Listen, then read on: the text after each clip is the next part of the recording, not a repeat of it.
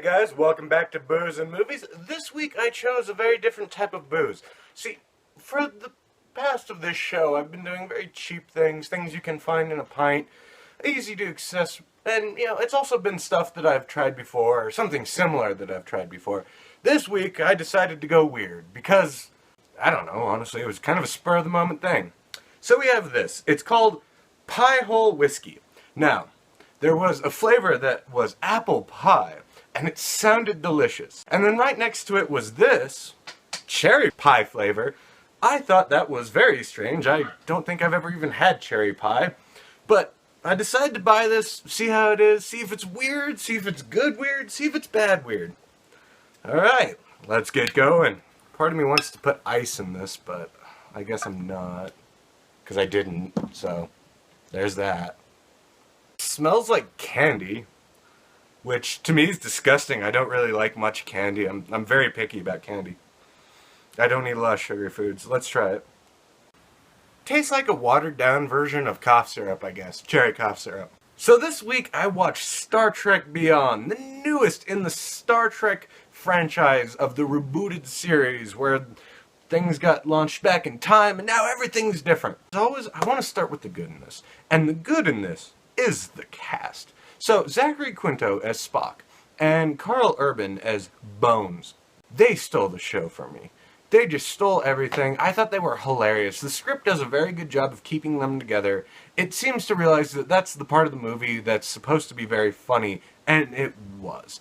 After that, you have Christopher Pine. He plays James Tiberius Kirk, captain of the Enterprise. In the second one, Star Trek Into Darkness, I would be lying if I said I didn't find him to be too douchey. In this one, he's calmed down. He's worried a little bit. He's more straight-laced. He's more reined in. He's not quite the womanizer that he was. I thought he was a lot better in this film, a lot more tolerable. And most of the time, he's just trying to rescue his crew. He's being the heroic captain that we want James Kirk to be. After that, you have the other characters of the Enterprise. Scotty is mostly off fixing things in the background. Often he shouts off exposition. And then you have Sulu and Uhura, played by John Cho and Zoe Saldana, respectively. And they are actually kind of weak in this movie because they exist mostly for the villain to just kind of shout out exposition to them. There's a lot of characters where there's just a lot of exposition that they talk about. I'll bitch about that later, trust me. Anton Yelchin, as Chekhov, he does about as much as he did in the original series, so that didn't bother me. And then you have the character of Jayla, played by Sofia Boutella. I thought she was interesting. She was a very resourceful character. She could easily keep pace with the rest of the crew of the Enterprise. She was very useful to them. She got things done that otherwise they would just have been in trouble. And the actress there did a very good job. Very straight-laced character, kind of like Spock, not very sociable. So, to continue on, I want to talk about the things of this movie that I think might be divisive between fans of the original Star Trek. The original Star Trek, yeah, it was not always subtle. Kirk was a bit of a brute, plot lines had plenty of conveniences, but this movie, it does that, but the pacing is so fast. It's like they had 3 buckets. Comedy, action, exposition. And they were like, okay, throw that one there. Throw that one there. We need exposition. Throw it there. Usually it'll be shouted from one character to another. And you just, constantly throwing these, from these 3 buckets, just throwing what you think the script needs.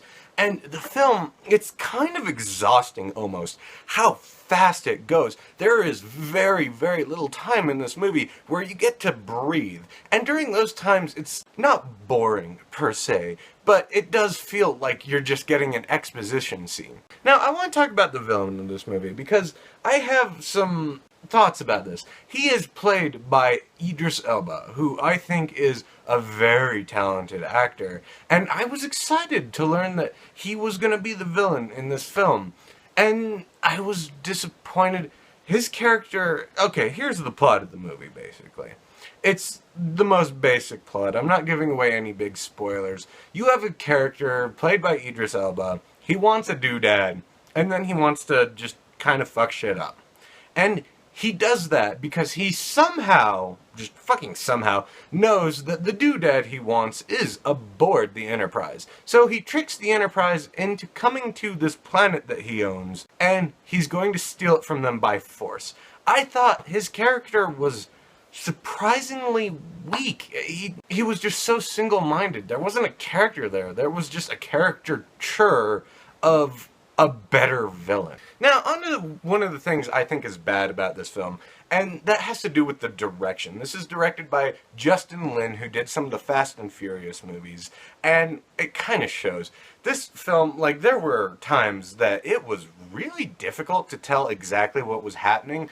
The general gist got there, but such rapid edits, especially during, like, the first climax, I guess. Some of that fast editing made figuring out what was going on challenging, not in a fun way, but in a frustrating way. There's a lot of shaky cam that I just would have preferred good choreography and a decent wide shot. It's not terrible. I did think that this movie would have been better handled if they'd gone more classical direction, you know, a wide shot with, you know, say 20 seconds of action, and then the actors take a break to set up the next shot.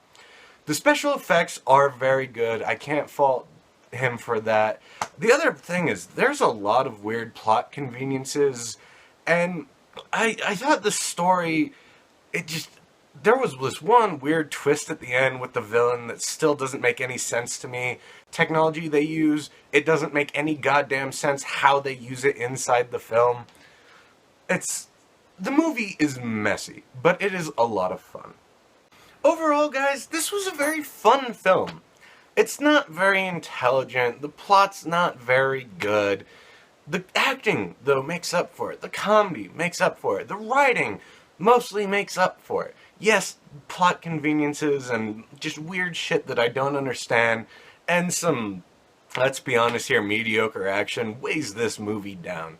But I still enjoyed this. This would be a great movie. Like, if you have, you know, a 12, 13-year-old kid and you don't care if they hear the word shit, then this movie would be great for them. This will keep them entertained for 2 hours, no problem. As far as the whiskey, I like to think of it more as syrup goes. This is the kind of drink that you add to something that's, like, too bitter to otherwise consume. You know, kind of like Parrot Bay or something like that. Yeah, it's not for me. I don't like sweet liquors. It's just, this tastes, I mean, if you thicken this up and added just a little bit more sugar, this would be pancake syrup. So, overall, I'm going to give the movie a 6 out of 10. I had a lot of fun with this, but it doesn't really have the Star Trek spirit to me. I feel like at this point, the franchise should be named something else. It does not feel like the OG Star Trek. It feels more like Fast and Furious. It's still fun. If you're really bored or, you know, you just want to get drunk and watch a meaningless movie, this one's not a bad movie to go to. But it doesn't really offer any complex themes or complex thoughts. It's just a fun action movie. I'm gonna down this real quick because it's been the first time I've finished a glass when doing this shit. God, that's sweet. Ugh. Oh my god. It's like half sugar. It's disgusting. Goodbye.